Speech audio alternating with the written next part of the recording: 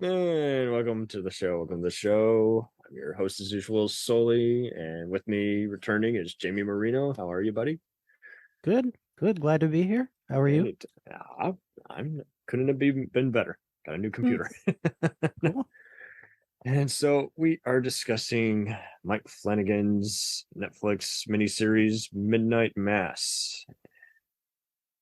Centers Mm, around a bizarre priest, broken island community, poisoned fish, many other dark secrets. yes. So were you as foolish as me and decided to watch this all in one scoop, or did you stretch it out because of how morbid it was? I I stretched it a little bit. I watched like the first two episodes and then I watched a huge chunk of the rest. And then like I waited like just like a week or two and then I finished the other two. Wasn't a long Nice. series, even by short series standards. It was a short series. And he's good with these slow burns, so it never feels like he's just, abusing his use of, time. It's, No. that there's so many other guys who do that. Like Ray Donovan was probably the biggest offender, where it's like, oh, such a Oh good yeah. performance. Why did you stretch that whole problematic thing over 3 episodes? It could have been wrapped up in one, but whatever. But yeah, this one is just like we can't, he's already made use of the 10 episode format, like with Hill House. And Hmm. so uh, it's interesting how easy it is to get, even if you're not necessarily a biblical reader. And again, just it's you do forget after a while that the strange creatures are technically implied to be some kind of, not Lovecraftian, but some kind of Yeah. vampire kind of element. And it's so funny when everyone brought that up, and then I had to think about it real hard. I'm like, oh, that's right. But it's Mm. not in your face like other ones where he's like, well, yeah, it's very clearly a vampire. Well, there's a lot of interesting questions. I mean, like this show could you could have a semester long college course about it. Oh yeah, religions of the world. Thank you. Yeah, Health and science. I forgot. Yeah, that. I mean, I so the main characters are Father Paul Hill, played mm, by Hamish Linkletter. There's Aaron Green, played by Kate Siegel, a recurring, Flanagan favorite. his Riley, muse. correct. Riley Flynn, the capitalist. Annie, played by Christian Lehman. And then there's plenty of other ones. There's Yeah, uh which one was Sarah again? Okay, yeah. Annabeth Gish is the doctor, and then yeah, there's the aging mother who has dementia, and the Muslim sheriff, and Michael Trucco as Wade Scarborough, the mayor. So there's all these characters who is like you can't possibly like even sum up like in just like a paragraph. They're that complex. And and it's like in order to entice people to see it, it's kind of you kind of have to use spoilers to give it to just to make it look yeah, so appealing because warning guys, there's no way yeah, around this. We can't yeah, beat around the bush. We gotta actually. we got to talk about it, you know. And so who's your favorite character, just starting off? Oh, oh boy. The priest. Not because I liked him the most, but No, just no, because I he get was the it. most They're all interesting studies, even though the mayor and especially the trying. father are extremely flawed I'm just Linkletter. bastards. I'm just Linkletter, yeah. Um his performance was interesting. It was kind of I similar literally to did not recognize him. And then I looked him up for this episode, and I'm just like, my God, I have seen him. So why did I think I saw him, and then I didn't look it up and I didn't recognize him? The hell? he looks so comfortable in this part. And he's reassuring and comforting pretty much all the time. The only time he really loses his shit is when that one last sermon he gave Yes. that scared the whole parish away. But even that was great. I mean, he just the way he talks to himself, he was like, "Yeah, we're going to do great things. Like, wow. But he was just the most comforting person in his meetings with alcohol guy. I'm sorry, I don't know names. What was his Alcohol name? guy. I'm Oh, good. sorry. I'm cheating right now. So alcoholic. Once again, guys, I dare Scott anyone to remember Riley. everyone's name.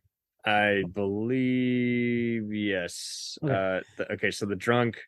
Yes, Zach. Yes, that would be Riley. Yes, Zach Guilford. And once again, guys, this is hard to sum up. This is not a piece Yeah. of cake. This is not because this was any other show. If this was a forgettable show, we wouldn't be talking about it. But seriously, Yeah. there's like I really dug the Doctor, and I mean Annabeth Gish really stole the show as like the Yeah. They all caretaker in did. like Hill House. I mean, they all do. Yes, they're all beyond talented. I've never seen Kristen Lehman in this kind of role before. She's another Nope. Canadian gal who you might know from The Killing and Motive and Altered Carbon, and here she is. I've never seen any of these performers before, except for Katie. You've seen it. You've seen E.T. E.T. Yeah. Yeah, a long time Henry ago. Thomas. Oh yeah, that's right. Yeah. He's buried so well underneath that character. It is hard to believe. It's like I forget.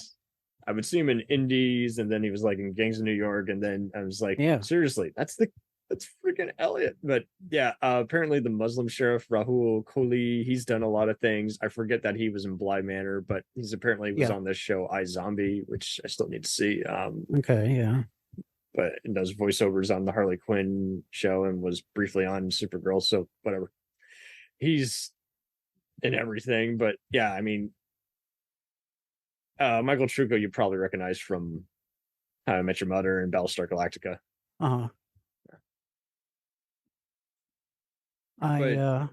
It's interesting. See, what this show is going to turn into like that Chris Farley show on Saturday Night Live, where he has guests and he just says, "Remember that time you did this? And that was cool. Oh yeah, remember that other time this happened? That was cool." Because I was just like, just from discussing actors and actresses for the past few seconds, I've been thinking of scenes when the vial of blood explodes. Like blew my mind. It was amazing. Great show. And fuck the Emmys. You know what it got? It got one nomination. You ready? Now, one nomination. One nomination. That's criminal. That should get 5 different nominations. Sorry, go ahead. For outstanding sound editing for a limited or anthology series, movie, or special. That's all it got. It didn't even get best sound. It got best sound editing. I see a lot of horror fans who claim the Academy hates horror movies, and they would not be wrong. But I'd go even further that they just hate anything that's like generally popular. So if it's a action or even a comedy show that's just offbeat and quirky, they're gonna just ignore it unless it just, again, just has enough of a powerful voice. I mean, this in Lovecraft Country, I would easily tie as just most, obviously it got acclaim from viewers and critics, but then, like you say, there are some people who occasionally will diss it, saying it's boring or that they don't agree with the imagery, and you just have to just facepalm yourself and say you didn't get it, because like Lovecraft deals with all kinds of taboos that you can only talk about in, again, a horror fantasy context. This is dealing with more than just an abusive priest and so many other people on the island, and and it wraps it up pretty well within 7 episodes. And it's going to be so much just go into, but I mean, again, we're dealing with, again, just so many of the joys of the world on this island are dead. We find a lot of dead cats, and don't get me wrong, I'm a feline fan, but Mike is really good on like some genre professionals at just showing tragedy and being very sincere and thoughtful about it, as opposed to just feeling like he just wanted something shocking. Well, yeah, I mean, never once, even in am I being loud again? I'm sorry. Not even in Hill House and Bly Manor, never once do you get the feeling that he's saying, "Look, I'm telling a scary story." He's just all about just supernatural elements. He's mainly a mystery drama guy. Yeah, totally. The horror element is often gothic-y, and what have you. I would say the most horror thing he's ever done is Doctor Sleep. Right. Yeah. Oculus is pretty much a Oh, mystery. yeah, and Oculus. I forgot about that. See, That's that's fine. great too. Yeah, I see some people beating up on that one too, and I'm like, seriously, Why? it might be boring to you, but to me, it was a return to just kind of, no more torture porn. Now we're getting more just thought-provoking family tragedies, and then adding a fantasy element to plot twist, and his plot twists just really Yeah. pay off because they're not like Shyamalan where that was good, but then you went a little too far, or Yeah. That was definitely a shocking ending. What happened to well, I won't say, you know what I'm talking about. Oculus. Yeah, that I Yeah. I literally had to grit my teeth down the rest of the night. Yeah. I was just like, And it's ooh. it's kind of funny because actresses sometimes don't let that, kind of thing happen to them, you know? I've seen that too. Apparently, even all these A-listers are now making it like Jamie Foxx and The Rock apparently have it to where they can only be in like upbeat movies, or Yeah. they have to win. And I'm like, yeah, no, that's bullshit. You gotta be an actor if you want to be taken seriously. I can understand saying, hey, I refuse to do makeup or get butt ass naked, but don't do the whole I refuse to play this kind of role. So, what do you think the priest was up to?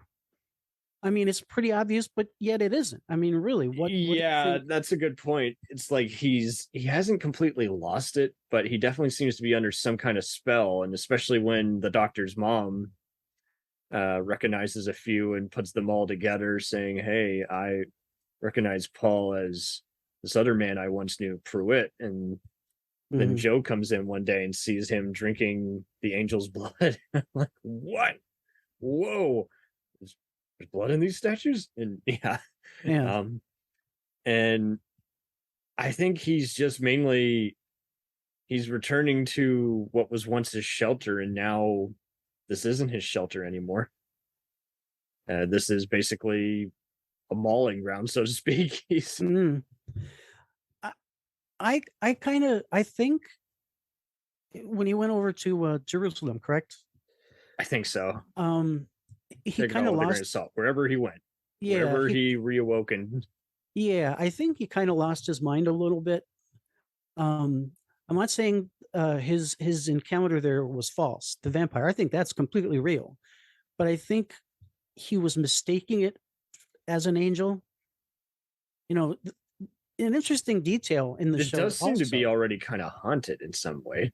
Yeah, and although we kind of refer to it, in our own heads as like the guy with the overcoat and the hat or whatever. It even when it's actually doing its creature thing, it's really obviously not a smart animal.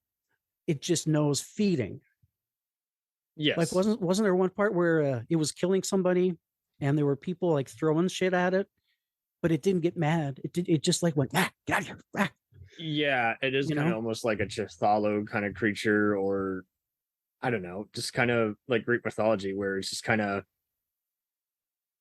like you Yeah, say, it's just one at a time. It's like, I'll get to you in a minute if you attack me, but right now I'm feeding on yeah. one at a time. And I do like how they introduce all the colorful characters just straight up, as opposed to dwell on them over time or mention them, and then you lose track of who's who. Because I mean, I think Hmm. Flanagan is just, again, he's a storyteller first, so that's why it's just refreshing to see him kind of re-engaging the horror genre and adding, again, like you say, fantasy and dark mystery to it all. I think though that the priest, I don't think he meant harm to anybody. I just think he was extremely mistaken and blinded by his own faith. Hello. mhm. And he wanted to save his island, like It's what he came the here to do, and then it's kind of yeah, like evil just was too it got to be big too to force. much. Yeah. And it's interesting how Flanagan viewed this as a passion project. And again, the Midnight Mass book was also in Hush and Gerald's Game. So Yep. are they in the same universe? Even though one of them's a Stephen King adaptation, the other's like the main one that got him on the map. I'm surprised Carl Gugino wasn't in Midnight Mass, or was she? Was she for She like a was cameo? the judge, but I didn't really remember her as much because it was like Yeah. one Okay. episode. But Yeah. Oh, okay. Yeah. Yeah. That was like a second or two. yeah, so like with this one, he's basically like you say, he has some key performers who he's worked with before, but then he doesn't utilize them as much as he does his other main ones. Like Kate Siegel's pretty much always going to be the female lead in each of these, but I don't know. I didn't really view Erin as like the main female lead in this. If anything, I would give it to the doctor or even Annie, the forgiving mom. I don't know. I would definitely say here goes my intelligence again, drunk guy, but Yeah, there's so much his time fate spent on was him. shocking. I could not believe. See here again with the Chris Farley show. I couldn't Yeah, believe what down happened. by the river. Yeah, didn't he? Yeah, he got mauled by the creature in the lake, Yeah. if I'm not mistaken. Yeah. The doctor and him are talking and he's letting all his dark truths out, and she's like, it's okay, we can make this work. And next thing you know, he's mauled by one of the mysterious creatures, and you're like, whoa. Well, there's his fate. Yeah. You do feel sorry for many of the bastards also, just because you're just, again, aside from just going to the usual flawed human being and don't deserve to be on this chaotic town, it does a good job of just also just kind of, again, you feel like you're living and breathing in this town. It's not a closed off film set. It's not a, like you say, soapy kind of reveal. It really is. It's kind of just like you take it and you're just like, damn, it's really messed up. And there are, again, again with the introduction, it's like this is a crappy town. All the fish are poisoned, and again, the drunk is just coming down, into town, and he's struggling to get, reunite with his parents as well as with his Catholic faith. And it is interesting how, again, it just even is kind of a reminder to people is like, if you're going to do a religious drama, you got to have it be something like this instead of, something like Pure Flix or God's Not Dead, where you're just like, I got a religious crowd, but I don't have a good script that's well thought out. And it's interesting how we pretty much expect them to maybe halfway be successful, if that makes sense, or not successful at all, because there's, it's not just par for the genre. It's also just kind of what you kind of expect with Flanagan. It's like there's so many people who they have a coming to Jesus moment. They have a sit down. They think about their strengths, but then there's others who essentially like the only way everything is going to be better is if they leave this earth. And I don't mean that in a, screw you kind of way. I mean that in like just they flat out have to like say their truths, and then they either have to sacrifice themselves or they have to fight the evil, or they have to even just leave all their happy realm. They just had to say one final I'm sorry. What were you kind of expecting prior to kind of getting into this? I don't think it's I don't want to say I don't think it's a religious show, because it obviously is, but I think it's no, I don't mean that in a people preaching. Yeah. Well, okay, so yes, let me reword this. It's not, again, a faith kind of show. It's more just, but it is about just kind of, how do I say it? It's channeling your, not beliefs, but channeling just your faith. just kind of your lifestyle altogether. Just like because that's just it. They screwed the pooch on so many things, or are disillusioned, or have had a well-intended career, but have found that they just don't fit in with anyone here. Like the doctor's kind of tired of being, like the fifth person they go to. Their shit is at the fan. And again, the Muslim sheriff literally is like, everyone always intimidates me or throws out a slur anytime I come here to ask questions. I'm just getting sick of my job. Yeah. It is the no, I know it's not right to say things like this because I haven't seen every TV show ever, but to me, it is probably the second greatest TV show ever. Number one, I'm sorry, is Euphoria. I don't know if you've ever seen it. Not yet. I'll get on it.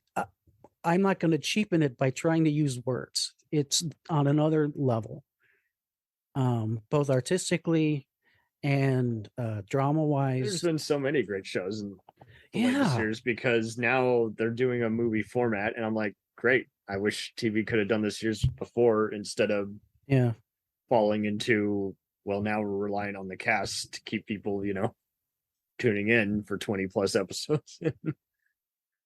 Ted Lasso has been a breakthrough, I think, in terms I've never seen that. You would probably dig it because it's just when you think it's just going to be a sports, duel around, it ends up becoming just like getting a mixture of real deep, like thinking, if that makes sense, and just utter just comedic characters who just really play off well against each other, and a cast that jives. And before you know it, you've gone through 10 episodes and you're ready for the next season. And this is yet another one where it's like, again, just the cast gels. Once again, like typical Flanagan, guys, he is going to be a slow burn, but you're going to have to just watch it all back to back because you will get into it. It is kind of almost a Twin Peaks, X-Files kind of way, because there's all this intrigue and mystery, and one episode alone is not going to suffice. So you're going to have to definitely make time for it. And when you go to watch the next episode, if you watch the previously on Midnight Mass, I mean, that's going to break everything up. Oh, totally. I believe it's 7 hours and 21 minutes. I think that's what IMDb said. Sounds about so right. That's your time. Well, and kudos to the writers for all feeling like they had the right amount of ideas. They all got each other. Yeah. Because there's plenty of those words like, okay, this episode's written by so-and-so who writes these kind of storylines. It's like, it doesn't have time to, shit the bed and have people who didn't get along. They pretty much all jive with each other. Flanagan helmed the whole thing with assistance. And I think altogether, this is just cool to know that he can keep coming up with an original gimmick as opposed to do only adaptations, And well, he's doing the Christopher Pike's. I've never read Christopher Pike. That's what he's doing for October. He's releasing that in October, right? The Midnight Club. Is that the Midnight Club? Okay. Oh. What is this about? This is about 7 terminally ill young adults, friends, who are in a hospice run by a terrible doctor. They meet at midnight every day to tell each other scary stories. One night, they make a pact that the first one to succumb to their disease is responsible for communicating with the others from beyond the grave. After one of them dies, bizarre occurrences begin. Jesus. Okay. Okay. We don't even need to. Yeah, that's him. That's the pitch. All right. So that is going to be 10 episodes. Wow. Okay. Okay. Well, I'm even more excited for that now. Yeah, I'll be down. So he's got a bunch of like giant like faces of horror in there. Like he's got Heather Langenkamp from freaking A Nightmare on Elm Street in there. He's got William B. Davis, the cigarette smoking man from X-Files. Man, he's probably the doctor, I bet. Who can blame him? Yeah. I mean, I don't mean to stereotype him or anything, but he's got some of the same ones from Midnight Mass, including Zach Guilford, the drunk. So it'll be interesting. Okay, but he wasn't in the first two, Hill House and Bly Manor, was he? But with hair, I don't remember. Don't think so. Let me see. No. Oh, that's interesting. And he pretty much carried the Midnight Mass for a few episodes at least. Yeah, I definitely think so. He definitely and so yeah, like we're saying, guys, sorry, we're jumping in circles. Because you're going to end up jumping in circles. It's a very intricate, interconnected, multi-troubled town story, but it really pays off with, again, like you say, most of Flanagan's typical material. He's really good at mixing in various telling truths, and even non-horror fans will likely dig it. Dark fantasy and folklore readers will definitely get something out of it. It's philosophers will enjoy it. Theology students will enjoy it. If you don't have your head up your ass, religious people, if you with want an open mind, will. I did look it up. There was apparently a Catholic paper that really applauded this. Or actually, no, good Christian paper that applauded this, and then there was awesome. Of course, the usual "How dare you have a priest be the antagonizing force?" I'm like, oh, okay. Yeah, but I mean that's the thing. It wasn't an anti-God show. It was an anti-religion show, and there's a difference. And I hope it helps people make that recognize that difference. It's the same with even like politics and everything. We don't have a problem with so many of the beliefs so much as just what the practice is. And same thing with even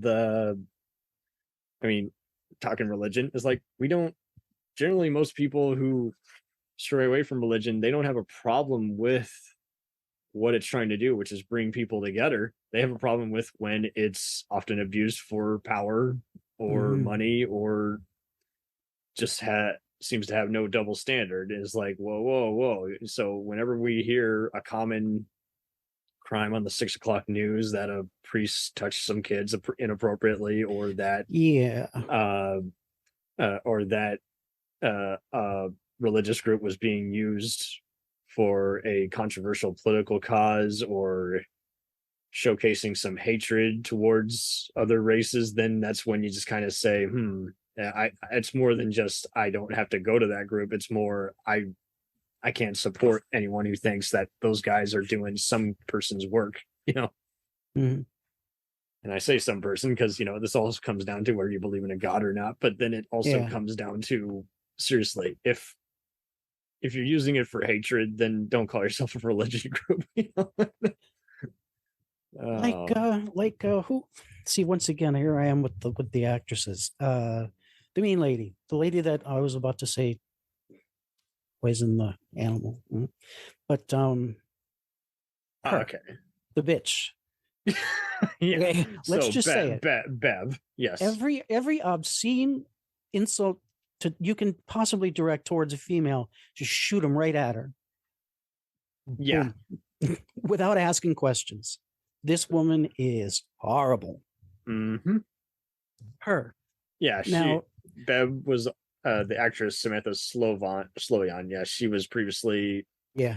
She was in the Marvel adapted Hulu series Hellstrom. You've seen her on so many other things: SEAL Team, Hill House, and even Hush. So yeah, she did pretty good in that, because, like you say, they give her enough. You see how she's kind of brainwashed without making her be a plot device. She is just very well layered out and written. Well, she's so devoted to her faith that anything that priest said she would have did. Yeah, they do a good job, and it doesn't feel like a cheap plot device. Like, of course there's going to be a follower. It's like they give her enough of a backstory, how she's just fearful of everything, to where you're just like, okay, I get it. It all makes sense. It doesn't feel forced, because there are plenty of other movies and shows that'll do that, and they just fall victim to, again, genre conventions. There's got to be a reliable sheriff. There's got to be a crooked mayor. There's got to be, a bunch of cult followers. Here is like, again, we just have time to breathe and flesh this out to where it all does pay off. It doesn't feel like they all just made shit, go up as it went along. I watched this when I was very sleepy, and I kept kind of just pouncing out of my seat. And I recommend that, because this is a very, I wouldn't say calming, but it's just a very laid back approach. And it's a quiet movie. And then show. just latch out at you like, Yeah. oh. Yeah. Well, the first episode was really I was first thing I was on my toes for when I watched it was the sneaky ghosts, because he has He what, does have like those Easter eggs. he has I mean he puts them in the show. They're not like tricks of the mind. He said he has like 40 some hidden ghosts in Hill House. He has like 20 some hidden ghosts in Yeah, Bly you're gonna have to Manor. literally have it on all day if you want to find him. Yeah, which is hell of a lot of fun. Have you done it like with the? I think is like in one part of the mirrors in like episode Yeah. 2 or 4 of Hill House. I think is one of the key ones. I think. But when they showed that scene, when they were all smoking pot and they showed that scene at night with the cats, I was like, oh, so we're going to be watching for cats on this show. Okay. And then the other thing, and okay, I get it. We're looking for that too. But, when the second episode came on, it kind of suggested that we are only worrying about one very Oh, solid enemy, you know? yeah. No, that's a Don't good you point. don't you think? Yeah. Because we get so distracted and it's like, no, there's more than one culprit here in the silence. So yeah. I mean, I didn't watch it in the emotional space I was in when I watched Hill House and Bly Manor. Does that make sense? Yeah, it is kind of more of a, like you say, philosophical as opposed Yeah. to Hill House where you are very emotionally involved. Yeah. Um, And fear is part of those two shows. yeah, But this is more fearful, but even though yeah, fear was a big thing, I don't know how I would describe how he does fear here. Fear, I guess you could say, is more in how powerful you let the mind become. So I yeah, guarantee you there might even be someone who is very religious who will have to shut this off. It's too much for them. yeah. It's something they fear never having to do. And I can't blame you. I that but at the same time, that's at the same factor where you, like you say, is like true good versus evil takes a while to process and often it is close to home. I've not getting too personal, but I've had problems with the church before. I just grew up in the wrong way when it comes to that shit. Oh, And as good. I grew up, I woke up and I was like, okay, this is what's really going on here. And I hate it now. I absolutely loathe the church. And I hope I hope people see this, and just even if their minds aren't changed, I doubt they will be. No, I mean I hope they your get upset. conviction is too personal, but like you say, it's just hopefully yes they can see that any Yeah. bad experience like this is just unacceptable. Yeah. I mean, even if they just get offended, you know, um, I'm sorry, I'm getting all emotional here. People, Well, because this has done its job. This show is literally. I mean, I there was many moments where people were having sit downs with the characters and just breathing their personal truths, and it yeah. wasn't just the acting. It was really Oh just yeah. when they write these dialogues out. It's not just that it sounds so natural and personal. It also sounds what's the word? It sounds like them. It doesn't sound like a script. Yeah, but I mean, there's also like I guess you could say it's not just the layers, but it's also just the icing on the cake also comes from just the reactions. You feel like they are Yeah. so in tune with each other, like they are best friends or they are estranged individuals or people trying to understand one another. And it's just such a visual thing too, because like there's nothing worse than when you see a movie or show and you're like, yeah, but it's mainly because that great actor is just helmed it. The script didn't feel inspired. And this feels very, like you say, because the filmmaker was so personal with this, even before looking that up, it did feel personal. Like you Yeah. say, it did feel Because not, even though like it's a part of it's the imagination, it's creativity, it's horror, it's fantasy. You wouldn't write this unless you had something behind it. Like you wouldn't just one day, oh, I should write another series for Netflix. I'll write this. He meant this definitely. Yeah. I think the centerpiece of this whole thing is the conversation. What's her name? Erin had with Riley after she lost her baby. Oh, I'm sorry. That's probably giving away too much. Actually, it's not giving away too It's many a big details. key part. Yeah. It's Their whole the relationship. miscarriage does make them start fading away from each other, like you did this or you did that, or Yeah. And that was another one that I did not see that coming because I was just again so distracted with the drunk and the priest and the Muslim sheriff and the doctor. And yeah. those Well, guys is like they did a good job of just showing how is like, hey, they were looking so much like this was the last ounce of happiness. yeah. Yeah, they looked at each other with so much. I mean, they didn't say it. I mean, they didn't say it privately, but they just looked at each other with so much hope for the future. Like, oh, wow, I came back from prison and here you are. And you're just, you're ready for this and I'm ready for this. We gotta get together. And paraphrasing, of course. Well, we know what happened there. God damn, can she scream? Yeah. Kate Siegel has earned the Scream Queen award, and I know others were unsure because they're like, "Hey, she just started." I'm like, "No, she's earned it, guys." Oh, yeah. I mean, she proved it to me in Hill House when she touched her House and sister. Blind Manor. I was like, she is going to town with that. But I mean, Oh even my with God, what a great actress! She was totally. in one episode of Bly Manor, and she took the whole show. I think she was amazing. I thought she was in the rest of Blind Manor. No, she was. There was Okay. one, I believe. There was because there was kind of more than one killer, right? Oh well, yeah, there was. I'm just trying to think. The woman in the water was like the big thing in the overarching antagonist of the show, but the only I'm time they thinking of showed her. Victoria Pedretti. Yeah, that's who it was. Okay, Okay, yeah, yeah, you're right. but they only showed her origin in one episode, and Katie Stigall played the young. That's who it was. Okay, shit. Yeah, I'm yeah, tripping. yeah. Whatever. Yeah. I mean, I can say God bless Michael Flanagan, but God damn him as well, because I'm a writer and he writes shit. And I just say, why didn't I think of that? God damn it, you took that idea from me. Yeah. I could have thought of that. I don't have any room to be jealous, but I can't blame anyone for being jealous because he does. I envy talented people. I mean, how can you not?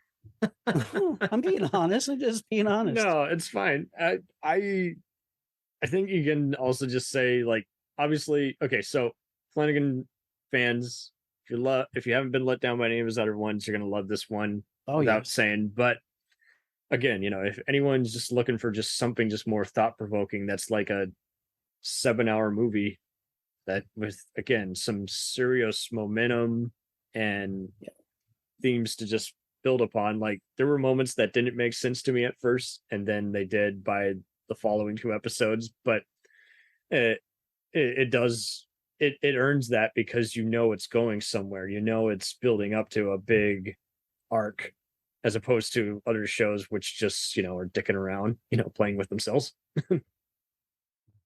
I already mentioned Lovecraft Country, which is my personal favorite of these recent shows. That's like the most ambitious HBO show since Tales from the Crypt, in my opinion. But I mean, I've never seen it. I think HBO Country. Lovecraft Country. Yes, and can you tell I'm stoned? No, it's all good. And then there's that other show, Them, which we reviewed together, and that was again just more racial terror. And a lot of people had issues with that ending, but personally, I just thought the whole payoff was just kind of inedible. It's like it's just showing, it's mirroring a lot of today's violence. Yeah, it still has not evolved, especially in backward states, and it's kind of more about it's hard to even just kind of have a regular 9-to-5 job, let alone stable family, when everyone is mentally and socially about to break. And this follows a lot of that same arc. All these characters, they're all about to break. Some of them have already broken and are inevitably engulfing other people in their darkness. Yeah. Kudos to all these guys just being able to stage it, give everyone the proper amount of screen time. And I think Flanagan I haven't seen any play background in his still, but I do feel like he he and George Romero have the whole shtick of everyone comes in when they matter. When they don't matter, they let other people take the focus. Mm.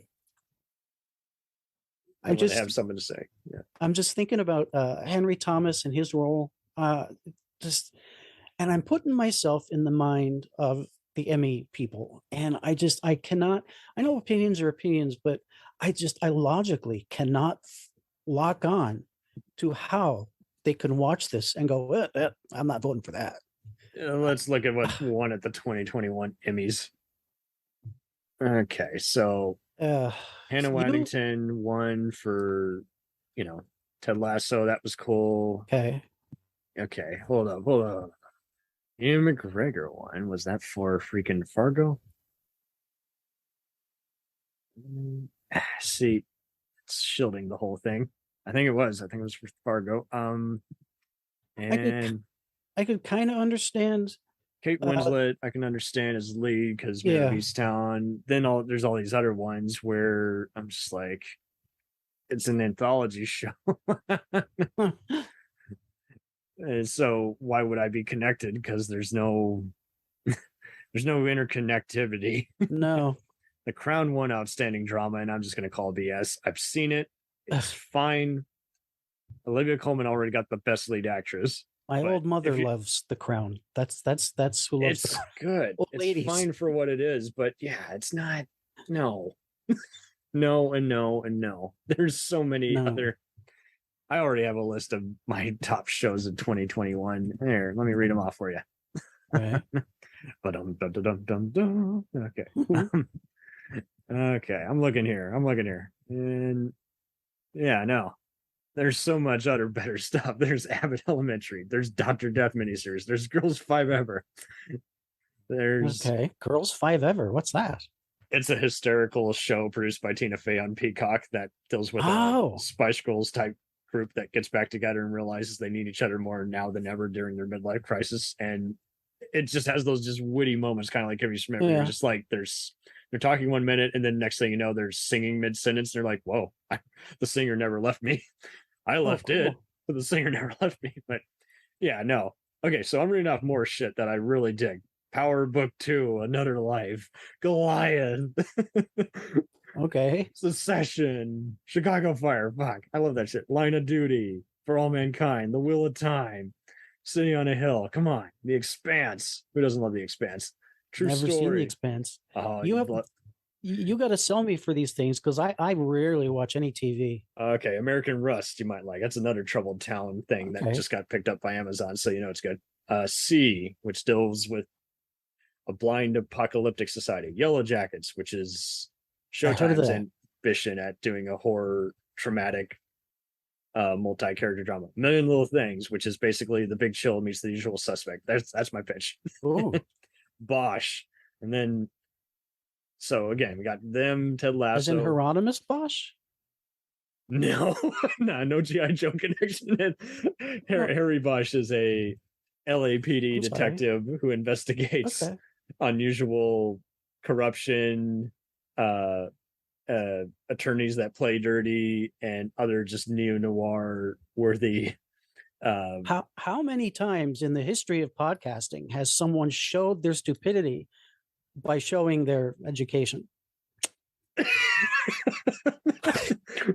Well, I'm such a dweeb. To be educated, you gotta enlighten each other. I promise I'll get into Euphoria. I just gotta get for like 500. Oh my god. I have never. The last time I was moved to tears that much was the Dark Willow story arc in Buffy the Vampire Slayer. Ooh, man, we're going that morbid. That's it isn't. And that was on network TV. Yeah. Did you watch it? Did you watch Buffy? I did. I'm more of a Millennium guy, but that's okay. Okay. Hey, that's okay. That's around the same time. The 90s are all cool because there's some of them you watch now and you're like, nowadays it's weird. They get away with like gruesome storytelling, but no one complains because it's after 10, and half of these shows were getting banned because of either music rights or just like you say, just subject matter that no one was prepared to talk about on a primetime station. Yeah. there's some of them that blur the line between PG-13 and R. Like, you're just like, seriously, how did it get on the air? Euphoria? Something Showtime. Euphoria, I would no. give like. Oh no, just Millennium. But yeah, sorry. Go ahead. Yeah, I wouldn't give it a triple X, but I'd give it an X rating. This even for like, oh well, I let my older teens watch it just so they can learn things. Don't. This show should not be experienced by anyone under 18. Anyone in high school. Not that kind of show, guys. No, it's not a documentary. No. And there are some shows where yes, you could technically do that. Okay, I'll show you this war movie because it's historically relevant. I'll show you this historical drama that Schindler's List is a good example. Yes, Schindler's List is an excellent film, but in fact, I still think about it even daily. That's how empowering a movie it has been in terms of definitely. People who find their inner strengths and finally find a way to revolt either silently or in person and win in the end. But it's there are so many other shows where people are forgetting. I'm still seeing people who do like a day-to-day streaming, and they're mirroring the ones who watch network or cable show week by week and complain about it. And it's like, you're not going to get this all at once. Like, there were some people who hate. So once again, I saw the Brian Tallarico, I think is how you spell his name. Complain about Midnight Mass while loving the acting but finding it preachy. I don't know how you find it preachy unless you just don't like any kind of speech in any kind of movie. And I mean, without knowing Flanagan, I know where this show was going. I didn't feel. You can tell the difference between this and a typical, again, a pure flicks movie like God's Not Dead or other bullshit. There's a huge ass difference. God's Not Dead is going to basically say God is your savior and everyone else, is a sinner. Bullshit like that. And this, like you say, it has religion in it, but it's not per se a faith film. It's a character study with horror and mystery elements. So it's just like, people need to just get off their rocker sometimes and just realize you did just print that. Do you actually believe that, or are you just struggling because you just don't fucking like the show? But whatever. I saw the same thing with Lovecraft Country, where I saw one person, there's a transgender character who dies, and they were like, oh, this is like that one documentary that all transgender guys end up being victims. And it's like, if you even saw that episode, it was literally talking about how in this period they often are victims. They were in on the joke. Not that it was a joke, but I mean, it was in on the idea, on the concept. And the guy just wrote it off saying, oh, this deserves a way better showrunner. And again, I saw plenty of other critics so everyone might ask, why am I reading these reviews? I needed a recap because there was a lot of material going on, and I'm only going to watch it once to do the podcast in time. And I got it, but then there was always one or two is like, okay, is this character coming back? Is this okay? Cool.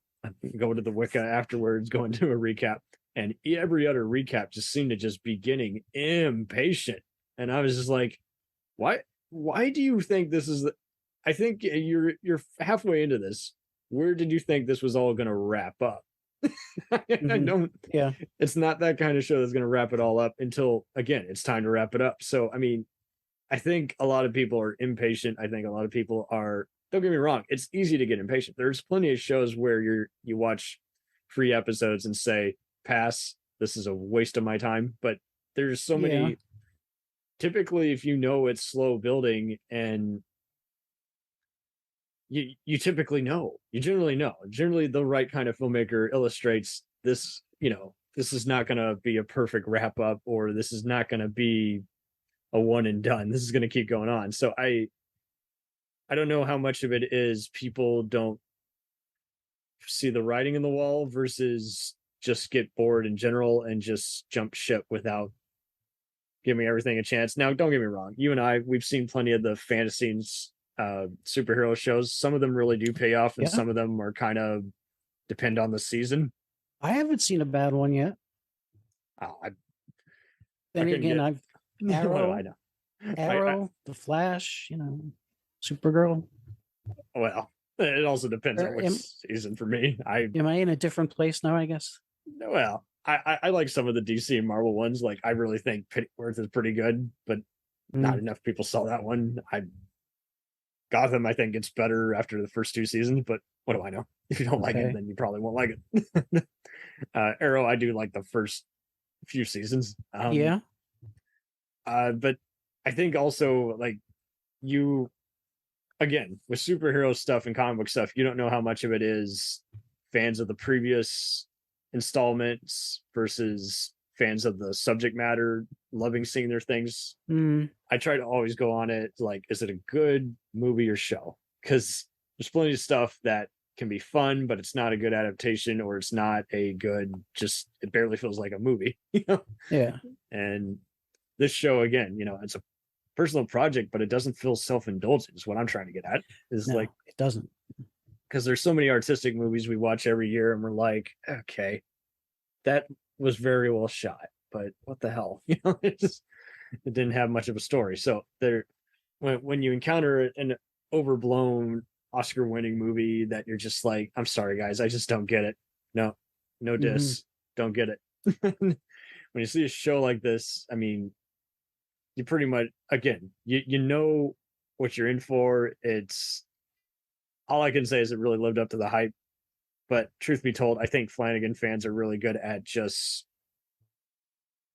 being pleased by all kinds of material, because you see one of his movies, there's just always surprises aplenty that are just so natural, as opposed to, I need just one signature style. All I can think of maybe in his signature style might be just he's a slow burn kind of guy. Yeah. I would say it's not as mournful as Bly Manor. No. It's not as scary as Hill House. It's a totally different animal. But I mean, if you're familiar with his work, the minute you start watching it, you'll know it's him, because the muted tones, the sort of greenish, the pastel bluish greenish atmosphere to the colors, and yeah, and I mean, it's deep. It's extremely deep, but it's not something you're going to need to really clear your head for, because you're being told the story. There's nothing underlying. Do you know what I mean? I mean, like, yeah, that you're being shown what these assholes are doing, which is the best way. Yeah, because there's so many other movies and shows that definitely get like a D in terms of scripting, because they give so much away to where there's not much of a movie left in the last 40 minutes, and it's just bullshit frills. There's an explosion, there's a serial killer stalking someone, but here there's like you say, like, they're showing, and but while they're telling, they're not giving everything all away, but they're laying out the main, dominoes, on the checkerboard. I wish we could talk about it. Fuck. Because I want to talk about the girl and Joe. Well, we can if you want. Well, I don't know. I just think that's just it's just a beautiful example of how he writes characters. That was just such an amazing character arc. How he fucking, when she went to see him, he just fell to pieces, and she's just like, I forgive you. Although I was sort of thinking, would you be saying that if you were still, hurt, handicapped? I don't know. I mean, see, that's where it makes such, yeah. Just the way the asshole bitch ends up at the end of the show. Yes. At the last minute, she changed her mind real quick. I don't know. It was a good it was a good turnaround, because like you say, I mean, it merited it. It didn't feel like characters just broke characters last minute, and you can tell that people outline on this writing staff, as opposed to, like you say, feeling like, last minute, I'm sorry. I'm just, okay. I gotta applaud this. I mean, because so many things could have easily gone wrong, You're gonna have a hard time editing this. I know that. Oh, well, when do I not? Okay. Did you notice the island was in the shape of a phoenix or a dove, a bird of some kind? Did you notice that? Oh, that's right. Oh man, good call. And if you recall, the ending was the same shot as the beginning of the show, the first shot of the island, except at the ending it was, you know, Just so good that, little subtleties, because this is yeah. it. He's really good with his cinematographers, Oh, and he is. I know he used to do a lot of his own editing, but I think that's so cool that he does that, because there's so many filmmakers, good or bad, who, you know, don't plan out enough shots but know how to tell it enough of the right people, and then or they focus too much on scoring their own movies. And don't get me wrong, music can totally break a movie in the worst Yeah. way, but I mean, I gotta applaud him for, again, just it just feels so well calculated, instead of just, we got lucky, I mean, it's like he didn't shoot this, he didn't write this. I mean, every word and every scene, as you can tell, have just been in his mind for like decades. And he's just like breathing it out into onto paper and onto film. I mean, it was that easy for him to tell that story. I mean, it was, I'm sure, very emotional, but it's just, you can tell that he Totally. he nor any of the actors nor anybody working on that show doubted themselves in the least. You know? I think the day he has a doubt is the day he hangs it up, and I don't think he will. I Yeah, think yeah. he's pretty much got it together, and like you say, it's so rewarding. It's so thought provoking, and I mean, hell, we've already been talking about this 2 hours, so that's good enough for us. Because there's plenty of shows where it's like it's good, or it's mediocre, or it's bad, but we only can talk about for like maybe 20 minutes, because that's just as much thought as just it left us Yeah. with. It's the thing. I wanted to join you. I wanted to discuss Midnight Mass, and I kind of figured it would be just like, that was a cool scene. Um, There's more to but it than, oh, I cool. yeah, but that's the thing. You can't talk about it. You can't encourage people to watch this. You know, you can't do it unless you just sort of give them the show. Like, we should all get like free copies of it and just hand them out to people. Right. You know, Okay, so oh, I've never seen that. What's it like? Here, you know. okay, so I'm looking at all the other nominees for like 2021, and Yeah. whatever, 21, 22, whenever it would have been nominated, same difference. A lot of these shows were still on the air then. Okay, so Yeah. supporting actor, they did give one nomination to Michael K. Williams in Lovecraft Country, Okay. but all these other actors, they're good. Bradley Whitford, John Lithgow, Giancarlo Esposito for Mandalorian, but freaking Tobias Menzies wins for The Crown. Okay, he's a solid actor on Outlander and Rome. Come on. You can't tell me that was the most emotional role as Prince Philip. Come on. Gillian Anderson, she's awesome. I'm cool with that. But like, come on. All these other actors were really good too, like Yvonne Stravosky on Joanne Ellis. So I think, like you say, our main issue with half of these award shows is just it still feels a little inconsistent, like not Oh the yeah. full story, like No, it half Midnight acknowledgement. Midnight Mass came out. The Emmy eligibility is between January 1st and December 31st. So it came out between last January and this coming January or December. So it's for 2022. It's only eligible for that, and was only nominated for one Emmy, sound editing. Now, the Golden Globes won't be announced for a while. There is hope that it will get some attention there. And also, there's the underlying thought of, who gives a fuck who gives it an award? It's still fantastic. Correct. But yeah, but still, I mean, it's neat. I don't. Yes, you and I are not the snobbery kind where, well, it has a crappy poster. I'm like, yeah, it's still a good movie. Yeah, Or, yeah, well, it didn't win any awards. Doesn't need to be good. no, But it does. It's annoying because it is worth nominating something to, in terms of, because we're seeing the passion behind it, and the execution is just really bold and holds its own ground without collapsing underneath its own weight of the storyline it's built.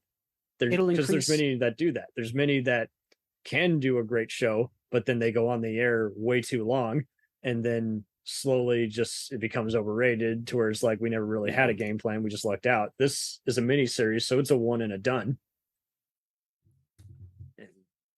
I just, like you say, it's just cool to see stuff get acknowledged, but half the time it just seems like they just go for only period pieces. And don't get me wrong, that is an expensive endeavor, but come on, just half the time when I'm watching a costume drama, it just seems like they're just doing a knockoff of Upstairs, Downstairs, or Downton Abbey, but they're not. Downton Abbey, they aren't thinking out the storyline. It's just good acting, and you're like, yeah, okay, but I'm never going to watch that again or think about it for that matter. It's just entertainment.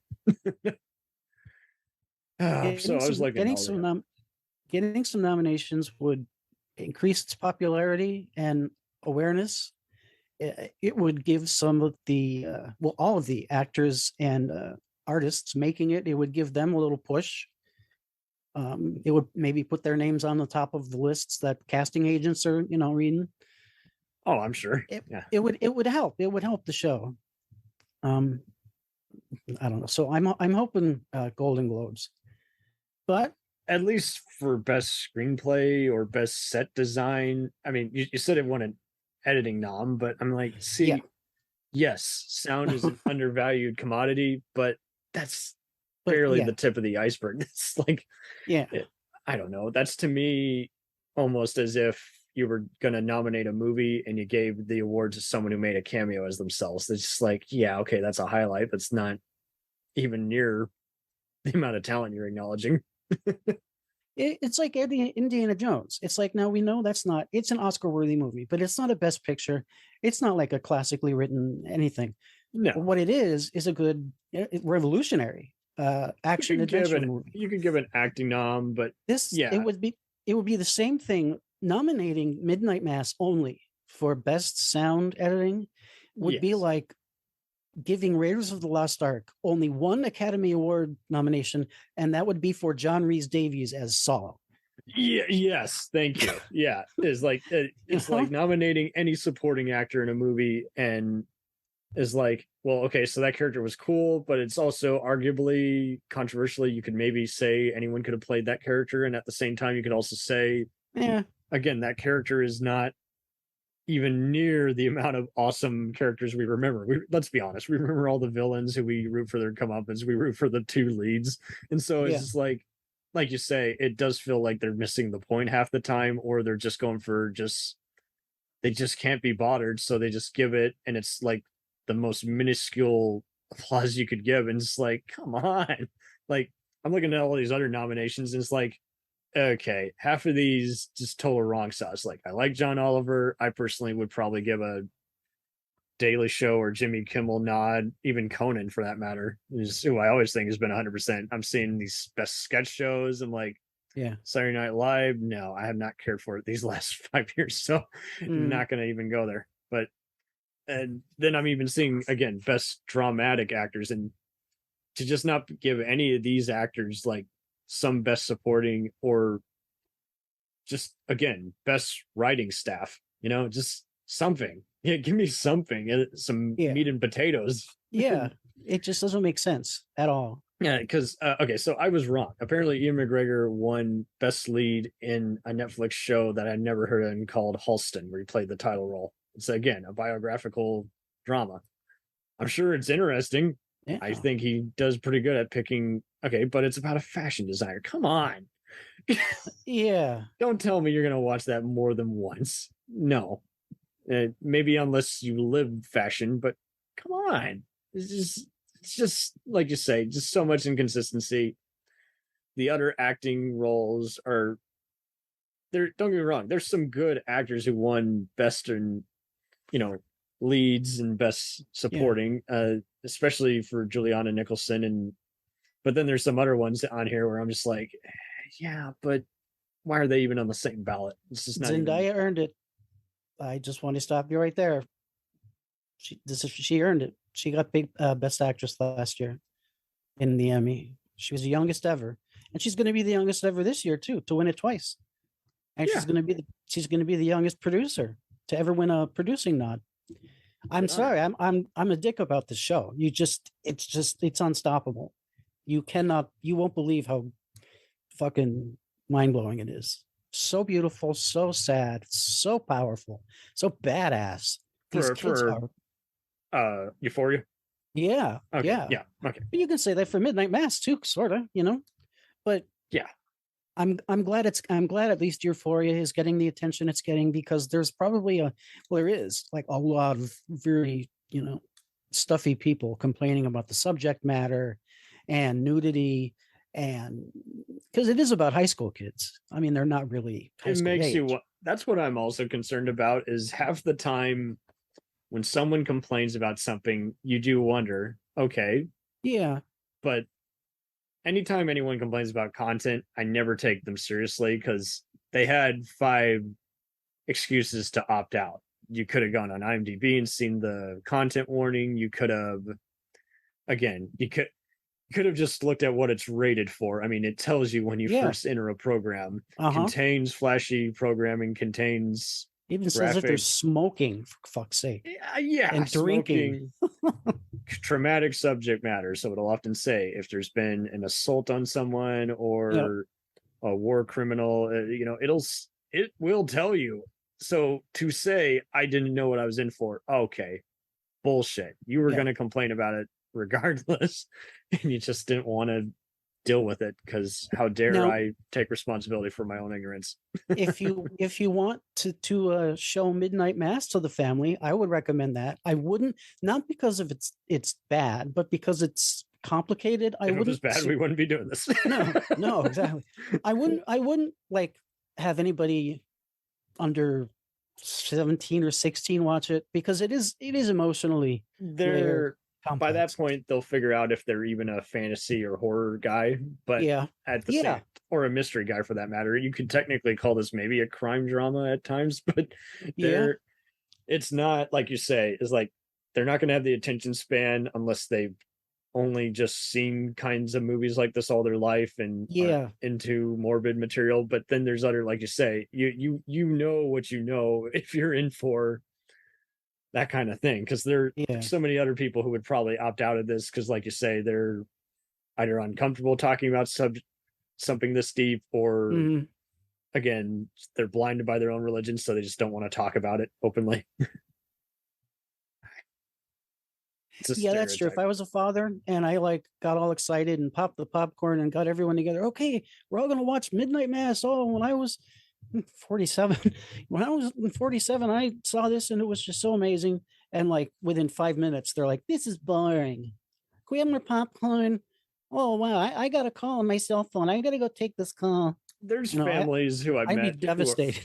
It would be atrocious. You'd be like, "Thanks, guys, you wrecked my night. I guess I'm going in the back and watching the rest of this." But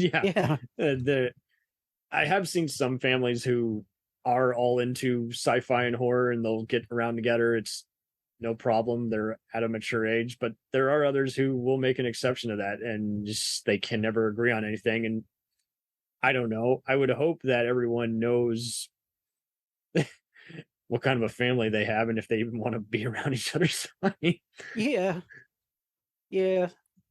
But I mean, now, because I think about it, if I ever have kids, there's I have a running list in my head of movies I want to show them and how old they're going to be when I show them. I'm going to let them watch the Friday the 13th and Nightmare on Elm Streets, in their middle school, or I'm going to start them with them around middle school, maybe, because they're cartoons. I mean, they have naughty things in them, but I mean, they're whatever. They're like cartoons. So I'm going to start them with those. I don't know. I won't be giving them Andrei Zulawski's Possession anytime during their high school years. I don't think I'll be doing that. Did you ever see that? Possession. Oh, yes. His Possession. Yes. With the milk abortion or whatever that thing was that she had in the subway. Ooh. Remember? Yes. You want to know where I first saw that? I first saw it on Turner When? Classic Movies. Oh my God. How long was it? 5 minutes? No, they play every kind of edgy movie on Yeah. Friday after midnight. So I mean, it's completely uncut. But yeah, it was one of those where you kind of like some of the giallo films or Yeah. their bizarre cult films they've shown. There would be times where I'm like, wow, did I just see what I thought I saw? It's like, hey, it's a cult classic. She gave herself a concussion during that scene, filming that scene. I would believe it. And Yeah. I'm just glad that there was that amount of creativity in the 80s, because there's plenty of others where it's like everyone Yeah. seems to just talk about what happens later in that era. Is like, oh, there's so many other kinds of movies that defied Yeah. any kind of expectation. To even call it art house just doesn't even do it credit. No, because no, you're right. There's so much fucking great TV and movies out there. I wish more people would find it, go out, search for it. So many movies. Speaking of which, giallos, I read a semi legit review of Argento's new movie. Yeah, it was like 2 sentences. They said like, "Oh, it's pretty good. It's not as bad as it's not as bad as Dracula. It's not as bad as Do you like Hitchcock or whatever." So that's a good sign, I think. yeah. I mean, It's pretty I hard read to a do review. worse than Dracula. Yeah. 3D. It was somebody gave what was the third mother's priestess, the third sister with Asia Argento a few years back, many years back actually. Mother of Tears. Oh, Yes. Mother of Tears. Yeah. Somebody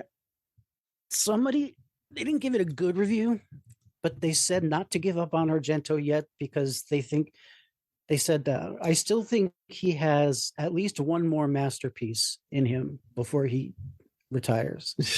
That's an interesting way to think. I don't know. I don't like know. thinking that Yeah. filmmakers are like dogs, just that they get old and you have to put them down. It's just like, come on. I mean, they're not like a car that you wear out, and they're people. And you try being on your game half the time they don't know why something works. They just they go with their gut and they do their best. I mean, I had to see Courtney Joyner on here, and he's worked for all kinds of companies, Full Moon. He's been doing some Blu-ray commentaries for Shout and Vestron, and he talked, he's the zombie that falls through the glass in the original Dawn of the Dead. And he's like, yeah. Oh, really? Romero didn't know what he was doing. And Okay, I cool. kind of have to agree. I'm like, I think he knew what he was doing. He just didn't know it would be a big hit. But I mean, I wasn't there, so his opinion is just as valid as anyone else who's, read about the man. So it's just like, are you gonna go see Dawn of the Dead 3D? wait, there's a Dawn of the Dead 3D showing? Regal Cinemas. Only Regal Cinemas are, pun intended, resurrecting Dawn of the Dead and giving it the 3D I see injection. Oh, wow. Okay, so it's at a Regal Cinema. Yeah. Hell, if there's a drive-in, I might want to try that, but I don't know. Regal REGAL, not REGAL. Is it bad that that's basically the only movie of interest now? Well, that I would want to go see.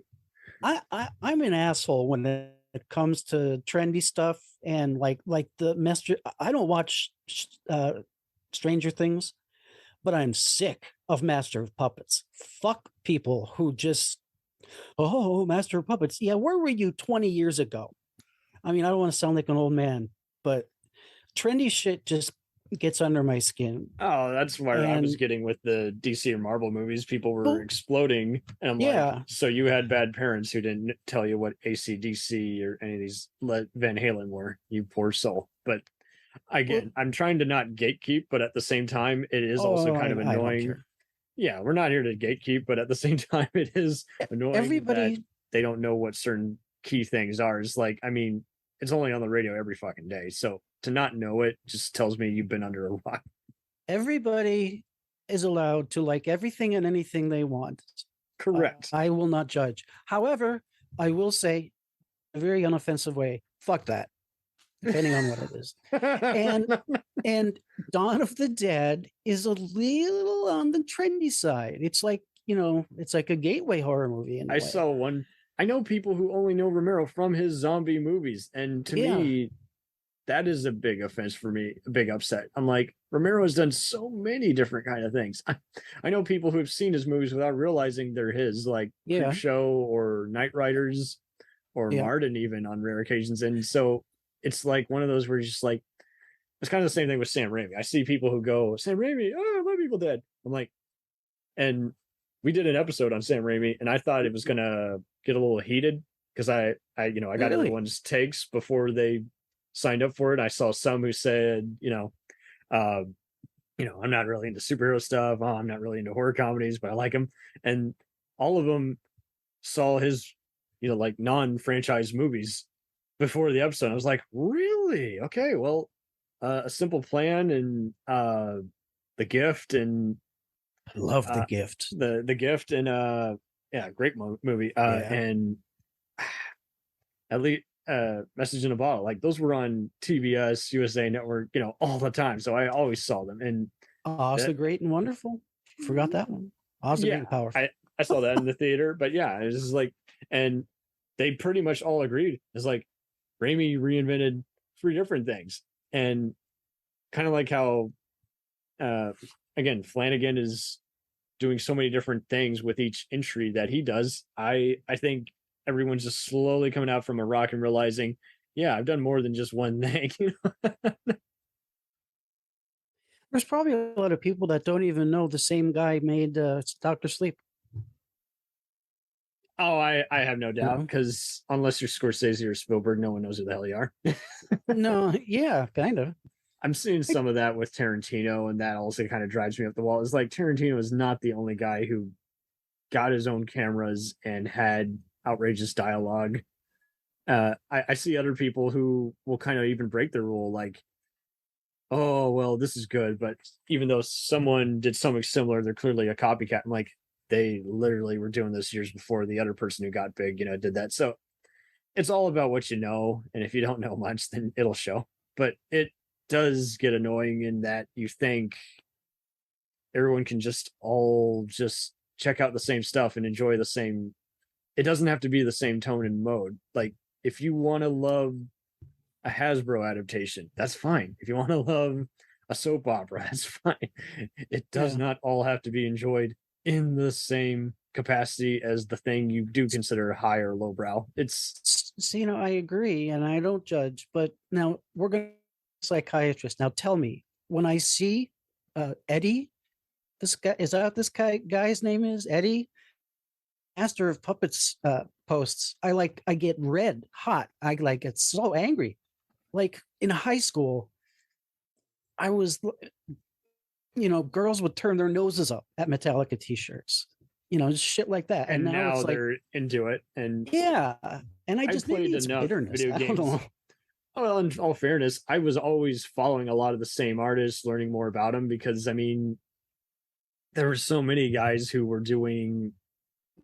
Their songs were everywhere. It wasn't just on radios and at the mall. I heard them on soundtracks to video games and movies. So, I always heard like the best stuff on any kind of radio and any kind of like capacity. And I was always following new stuff. It didn't just have to be on, iTunes or what have you. And it seems like someone has to either infect them with it. They really have to know about it and have it be in front of them. But there's others who it's like they will never give something a chance unless like their cool friend, with them. I don't know. It's I totally love Marvel movies. For some reason, for me, Marvel movies are popularity proof. It doesn't bother me that they make billions of dollars, because I still like them. I don't know, but it's all good. Well, yeah, I guess. I don't know however long you want to talk. I want to say right now, Emmy Twits. any of you, if any of you are listening, vote Euphoria across the board and give Midnight Mass the Emmy, the one Emmy that they've been nominated for. Anything that can give these guys a pay raise, please. And I will also say, new Metallica fans, listen to the rest of the album and check them out on Spotify or something, because they have some other good stuff. Not a lot of good stuff, actually, now that you think about it. But they do have other great stuff. Of the latest stuff. I don't care for it, but no. Death Magnetic is good though. Justice for All. I mean, when there's really good. When there's iTunes Essentials and, like you say, Spotify sharing, there's really no excuse. Oh God. So sorry, we've been on a tangent here, guys. It's just really upsetting us that you listen to the pain and the fucking ferocity of Master of Puppets, and then it's like, top 10 pop hits. Wow, I'm literally getting goosebumps now. It just makes my skin crawl. That's how visual it is, and I'm ruining every future opportunity for a podcast guest I'm ever going to have. Why? Doing fine. I don't go out. I don't have any friends. I never leave my house. So like when I have the opportunity to talk to people, I don't leave my house unless it's work. It's all good. I'm like nuts, especially when I talk about this stuff. It's all good. COVID's kind of ruined us here, so it is what it has. I don't know. Whoever started that shit, I hope they're happy, because even if it's not a big threat medically, it's destroyed this country in so many ways. Mm-hmm. Not to get too deep on you or political. Oh, we were gonna get deep. This is a shit. Well, yeah. I know what you mean. It does get just trying how I had one pal on the other day. He was like, "Oh, now the pandemic's over." I'm like, "Oh, baby, it's not even remotely over." Yeah, I mean, it's less dangerous, maybe, but you won't die. Yeah, you'll still feel like shit for 2 weeks. But that's a time suck.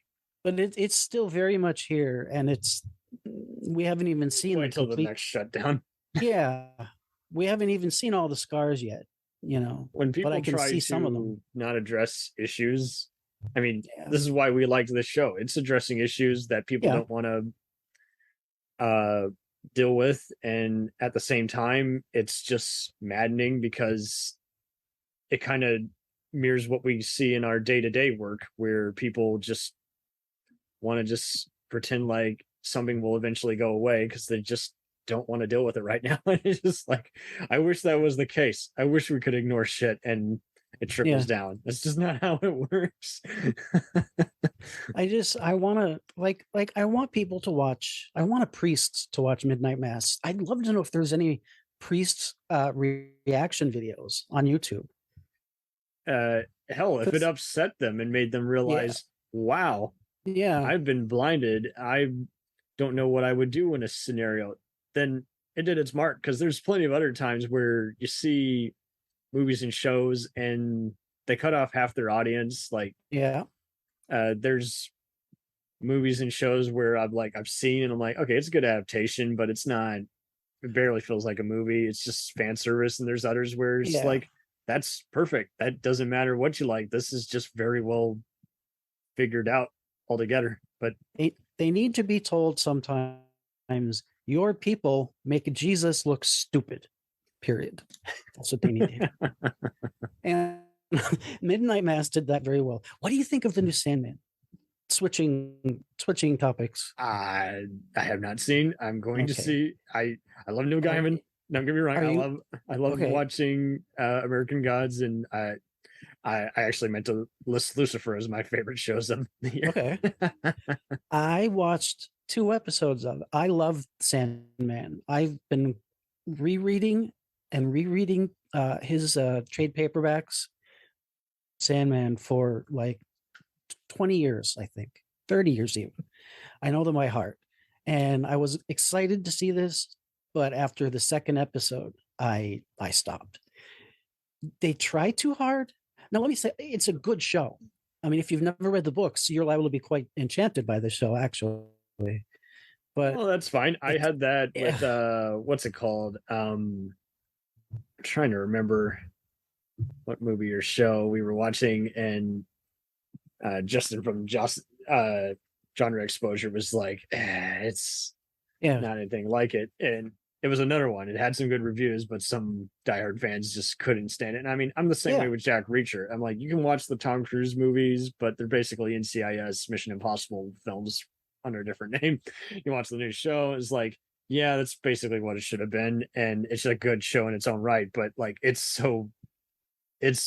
what the book was all about, which is constant running, and figuring Hmm. out a bizarre conspiracy, and the movies didn't have that. The movies were kind of just Action sampling movies. just Yeah, spy tropes, and it's like, yeah. okay, well, it does, like you say, I'm cool with anyone's take. They just got to use their words. And I think a lot of people are just, we Well, are the yeah. reactionary society now, where now we just want to go and bitch on TikTok Hmm. instead of actually think this out and say, I can let this go, or I can actually think this out and before I spell it out there.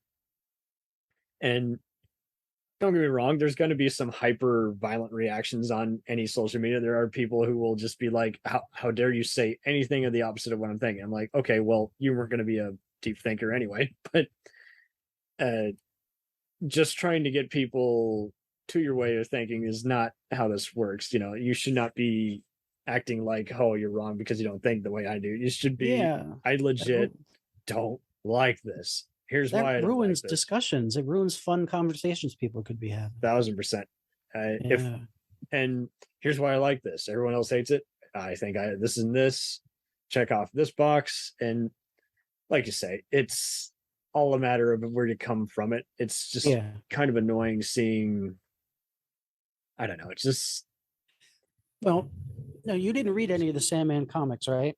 I have not, unfortunately. Okay. I know Well, it was a thing. I just didn't. it won Nobel prizes for literature. Okay, comic books did this. A comic book did this. And the show does have all the stories. It does have all the magic, but I just couldn't get the feeling. There's something about the comics that are just, they put a spell over you. I don't know if it's the art or the way Morpheus talks. It's got a magic to it, and I'm thinking it's impossible to translate that magic to any kind of visual media, because Yeah, I mean it's the first issue of the series. maybe it Um, was. I know that was kind of part of the lawsuit Gaiman had with like Todd McFarlane of Spawn, so he could use the character. So I wouldn't be surprised if there were some elements he wanted to incorporate and they couldn't. Todd McFarlane wanted the Sandman character. It was like, I think it was part of the Spawn universe, if It, I'm not mistaken, or one of yeah. those characters was. Well, I'll say this for you and for everyone: if it's a great show, if you don't know the comic, that's a horrible thing to say, and I wish I didn't say it, but Oh, it's no, true. that's fine. I mean, I got into discussions with many others who, uh, it was the same deal with I Game of can't speak Thrones. today.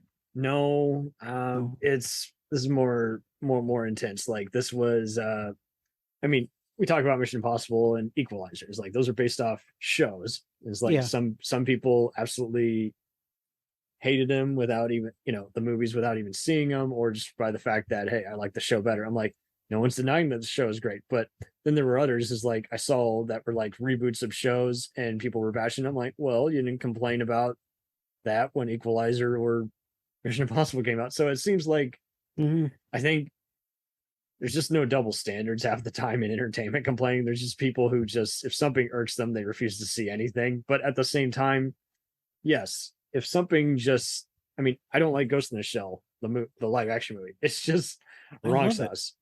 Okay, well that's fine. I didn't like it as an anime adaptation. I did not like it as a standalone cyberpunk Matrix type I movie. love it as eye candy, basically. Oh well, that works too. Yeah. There are some movies that are visually stunning, and there were other movies like, I feel like Valerian is worth watching just because of the visuals alone. But I know Oh my others God, who I went absolutely to hate it. I I know. went with my friend to see that in the movie theaters, and we laughed through the whole thing. We It was good, but there were just certain strange things going on that we just what this guy is fun to go see movies with. We went to see Apocalypse, X-Men Apocalypse, Oh God. and Oh, everything. I remember this because I just saw it again the other day, and I remember how we were reacting to Apocalypse. Everything he was saying and everything he was saying he was going to do, we're looking at each other and like, and he's bad. How exactly? and he looks No like the more machine. Wishmaster. Yeah, no more machines, no more missiles. I mean, okay, show me when he's the bad guy. I mean, eventually he did, but yeah, it's funny. I think we're also just getting to where if we see a conceptual design, like it seems like again, producers don't watch enough source material. They just get all these contracts and just want to get X Yeah, amount of projects out of development hell. And then there's others who just want to adapt a hot property, but again, they just go with someone cheaper. And it used to be we were complaining about certain music video directors yeah, or just people who were good with visuals, but not any kind of sincere storytelling that is what the material deserved. And I think we're just getting to that. We're just like, just, and sometimes people surprise us. Sometimes they want to get out of wherever they're stalled and often doing, and they just don't know how to use their words. They're better, yeah. again, at visual storytelling. And unfortunately, we just have to keep finding out the hard way who can do good stuff and who can't do other good things. And it's it's a tough process. I would give Flanagan any amount of my money Uh-huh. Yeah. uh, because he understands story, so he could do a total genre switch one day, and I would see it because I trust him. But there are other people who they need to gain that trust because they're just not uh, communicating enough with any fandom. Sometimes some But people just don't care, and they just need to let their pride go. It's like just yeah. make a good movie. Well, I mean, like Eli Roth, for example, he's the great example. Everybody talks about bad horror movies. It's him. He's made some good ones. I don't know. I'm not ashamed to admit it. I like Cabin Fever. I thought Canterbury Island. What was it? Because I know people who call it that. Oh, the Green Green Green Inferno. Oh, Green his Inferno. acting is so bad in that. That was okay ish. That was kind of okay. But I mean, now like the next time he makes one, everyone's going to be like, "Oh, I'm not touching that. Oh, I'm not going to see that." Why not? in Fucking all maybe it's good. fairness, Yeah, in well, all maybe it's fairness, good. they're doing that with anyone who they once loved too. Yeah, Oh, no more of their. exactly. A new Lucas movie. Oh, I'm not going to see that. Yeah. Lucas was like the first internet punching bag, and then Oh, followed with Shyamalan, Kevin Smith. yeah. Well, I don't like Uh, Kevin Smith. He makes that stupid face in all the pictures. He makes that like, do me? Like, the what's dweeb going face. on? Yeah, that goofy face. uh, But that I'm doesn't kind of mean he's a done with bad Scorsese filmmaker. for now. I'm just like, hey, I'm just gonna watch your classics. but I finished with him after The Departed. I was like, okay, I think he's done. I'm done with him now. oh, so you didn't even have to watch all the boring 4 hour ones he did. Okay, perfect. No, I didn't watch The Irishman. When I watched Gangs of New York. Was that before or after The Departed? Oh, that was way before, yeah. And then there Yeah, was that was good. yeah, Departed is one that I have a love-hate relationship because the Hong Oh, Kong trilogy it's based on is so much better. And oh, yet I really? see other What is it? it was a Hong Kong trilogy, but it was way more like The Godfather, just but it was the same premise, and internal affairs equivalent, investigates some dirty cops who, are a Yeah, plant by the mobsters who raised them. And The Departed made the mistake of like there's so much attention to detail, but just like you say, just there's questionable casting and what have you, and then there's some good performances, and then there's some other just plot concepts. Is like you look at all the other works that again the writers and producers have done before, and you're like, but those were way more fleshed out, and that one's like I feel like he's just trying to get to more F-bombs than Tarantino at this point. It's not a contest, guys. Yeah, really. It's funny, but see, again, this goes back to what works in some doesn't work in others. I mean, there are some people who is like, I don't know why it works so well in that 80s movies. It doesn't seem to work with this one. I don't know why. It's probably just the nostalgia being a powerful thing, or it's maybe something else that's just filling off. I don't know. Yeah, yeah, the Goodfellas. I loathe Goodfellas. I loathe Goodfellas fandom because they're doing nothing but admiring these characters. Fair enough. That's kind of why I didn't like The Town and some of these other heist movies. I'm like, we're kind of rooting for these robbers. Yeah. There's nothing new brought to the genre. There's no Sidney Lumet type character portrayal of imperfect being in a chaotic world. There, I think the other issue is half the time when people watch these movies, they are just blown away by the performances. But yes, I just can't go there because I'm like, that's what I was going to get. That's what I was going to get to. You know, he's got De Niro, he's got Pesci, and he puts them in everything. And he's gotten to putting DiCaprio in everything too. Yeah. And I don't know. There's got to be better. I mean, I'm not saying they're bad. I'm just saying there's got to give someone else an opportunity. I mean, you mentioned Oscar Isaac earlier. I'm that way with him, Idris Elba, and many other actors because I don't have any problem with them as actors. I have problems with that generally they just seem to pick pretentious projects or they're there for investors. And that's different from someone's in a different career loop that someone may or may not care for. Like if you like this actor, but they're being wasted in this action or superhero franchise, you know, I still respect it. Like Charlize Theron's doing Fast and Furious. Can't get for those movies, but hey, I respect her because she's already got a huge body of work. And then same deal with some of these other actors, like go back to the stuff that you liked before. You know, it's just it's the same thing with these music albums. We can just say, okay, hey, you know, they still changed the genre. I'm going to just admire them before they got spoiled or before they had something that's just not to my liking. But I don't know. I don't think Flanagan's ever going to slow down. He's going to just keep taking his time as long as Netflix doesn't hamper him, you know.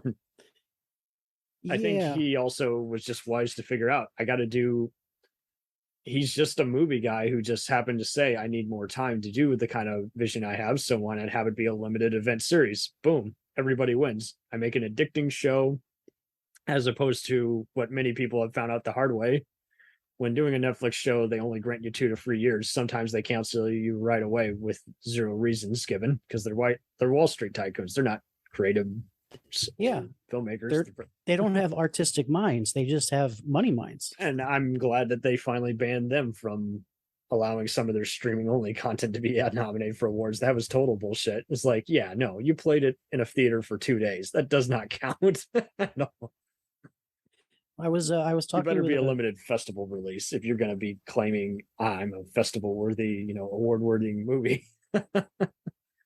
That's sad too because you know there's so many other movies that did that. It's like they deserve awards. Don't get me wrong. I think there should be more. There used to be a lot of when Blockbuster was first a thing, best DVD premiere awards and everything. It's like there are plenty of independent movies that are straight to TV or digital only that aren't half bad. But there are others that are bottom of the barrel, and then there's others. It's like it would be cool if there was a best of the internet, you know, awards or something like that. Sometimes, well, all the time business wins. Occasionally it doesn't. That Snyder cut, that was the whole event was interesting. It was a decent movie, but I mean, I'm amazed that happened. Yeah, that much backlash and that much finally getting everyone's attention saying, okay, if you want it, here's how you're going to see it. Cause there's just no cutting this down. There's no reshooting. What you want is what we got. And this is as close as we got to what was originally meant to be conceived before all the reshoots and arguments and other bullshit that happened. And it does stink that I did see some people were like that. No way in hell I'm watching that. And it was like, well, then you don't get the right to complain that it's a bad movie if you haven't seen both cuts. It seems like some people will take shortcuts. They'll and don't get me wrong, some movies can't be fixed, but let's say, for instance, I'm going to complain about all the various other box office bombs. At least watch both versions of Ishtar or Waterworld before you go to town and say that movie can't be redeemed, because there are some, don't get me wrong, that can't be redeemed despite having an unrated director's cut where it was nothing different, just more gore or 5 extra, self-indulgent scenes. But then there are others, it's like, no, it's a totally different movie. I have done the impossible. I've been telling people, try to get the uncut German Blu-ray of Johnny Mnemonic. It's region free, and you see the movie it's meant to be seen. And it was a whole totally different movie. It was rescored. There was more insight into the villains. There was different dialogue. There was all kinds of different edits and music cues, as opposed to the messy, but see others, the damage was done. They're like, I saw that in theaters. It was the worst movie I've ever seen. I'm like, well, yeah, you saw the studio cut, which is garbage. You didn't see the one that Japan and other countries got, which is technically the way you're meant to see it. It's as close as you get. And unfortunately, like you say, you just got to opt out after a while. I was like, hey guys, I'm telling you, there's a different side of the story. And I know we're looping around here, guys, but essentially this show brought out the best in us, because it just showed how many different ways a show can be conceived, how many different ways a town conspiracy and dark truths can be unearthed. And again, just the lack of accolades just really hampered us. It just really annoyed us. It's very confusing. I don't understand. At least give a nomination. Yeah. At least I know that some producer or someone tried to bid at the Emmys and get a win. Because that's the other thing too. You have to remind people, those are not based. They try to line it up with like the viewers, but more often than not, the studios are bidding for some recognition, and sometimes they give it to them because everyone wins. It's always a giant turnout. People watch award shows because they like to see famous people do some skits in between presenting, and then the other times they're just bad and people watch anyway. But is like, to not see a single just pat on the back is just insult to injury. It's just like, come on. Oh, it is. It's totally insulting. I would be insulted. I wouldn't be, if I were Mike Flanagan, I wouldn't be like, I would quit Hollywood. Better luck next time. I'd be furious. I wouldn't answer my phone for a year. I can't blame you. And Lord of the Rings is another one that got shit on by the Academy. It didn't win for the first year. It didn't win for Two Towers.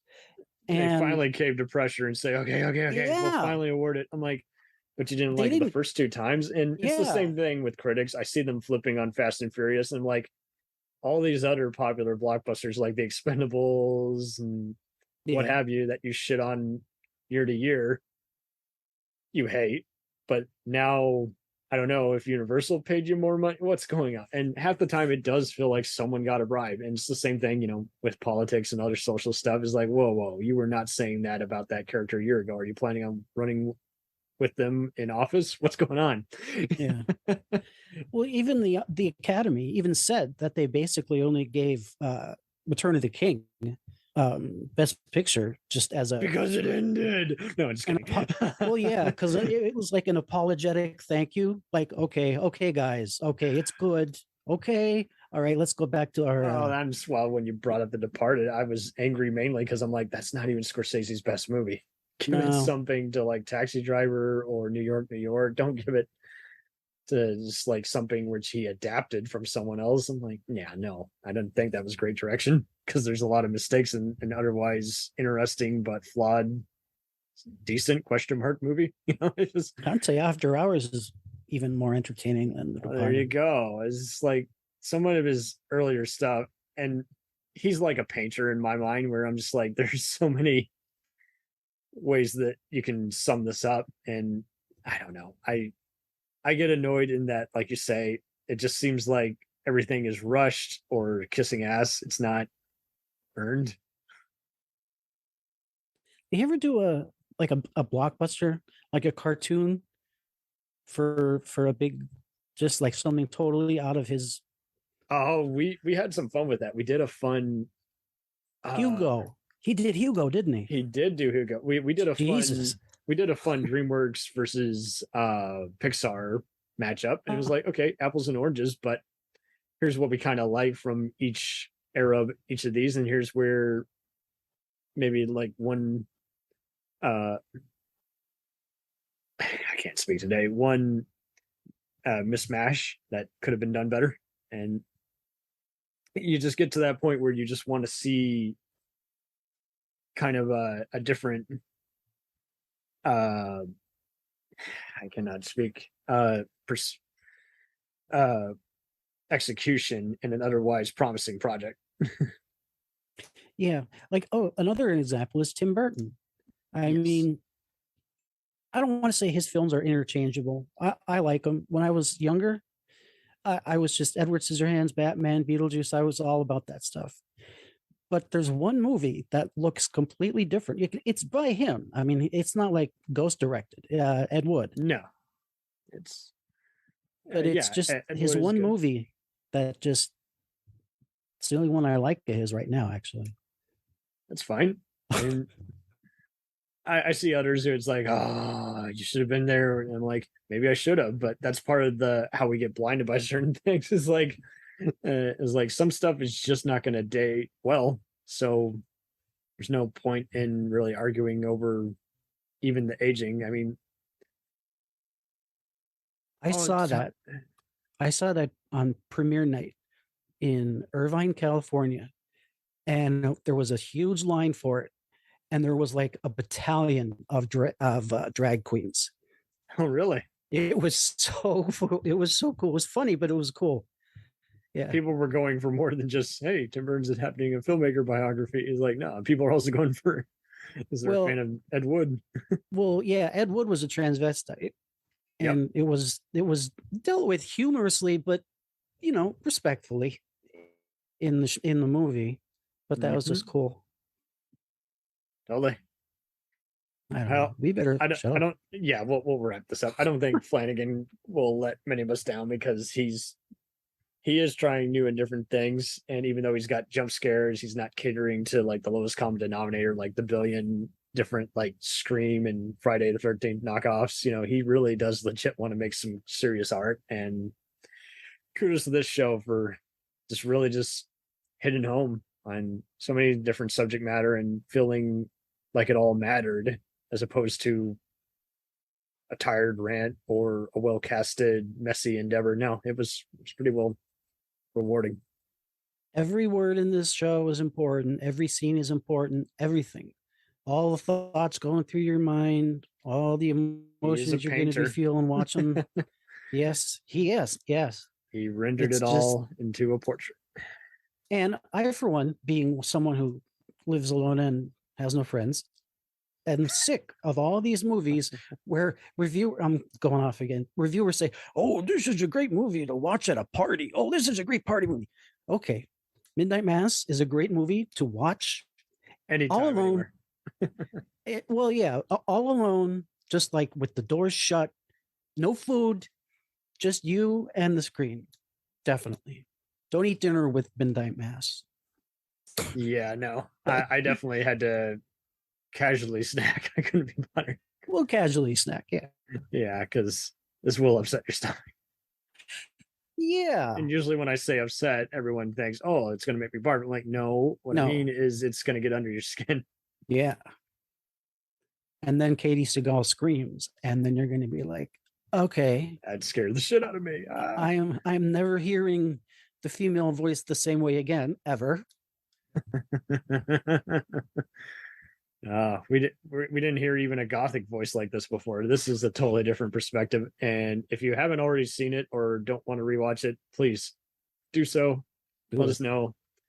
Do it. And then everyone who knows Emmy voters, tell them all that they're twats for not giving this movie or this show more. Need to watch something that actually matters, that they'll watch more than once. I bet you they did. I bet you they just looked at the screener and it said Midnight Mass, Mike Flanagan, and they're like, "Oh, fuck that!" Or, it's religious, even though it's Netflix. Yeah, on a higher level than Midnight Mass. Are you really?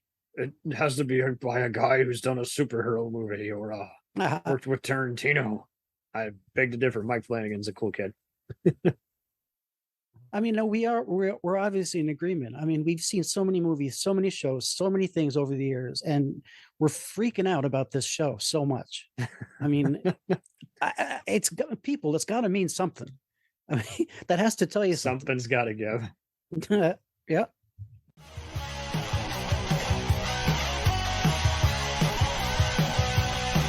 Follow us on the web on Facebook, Twitter, and Instagram. The podcast is available on Podbean, Spotify, iHeartRadio, Anchor, Apple, and anywhere else podcasts are available. Feel free to review our show and leave comments on any of those sites. Thanks a million for listening. It's a jacked up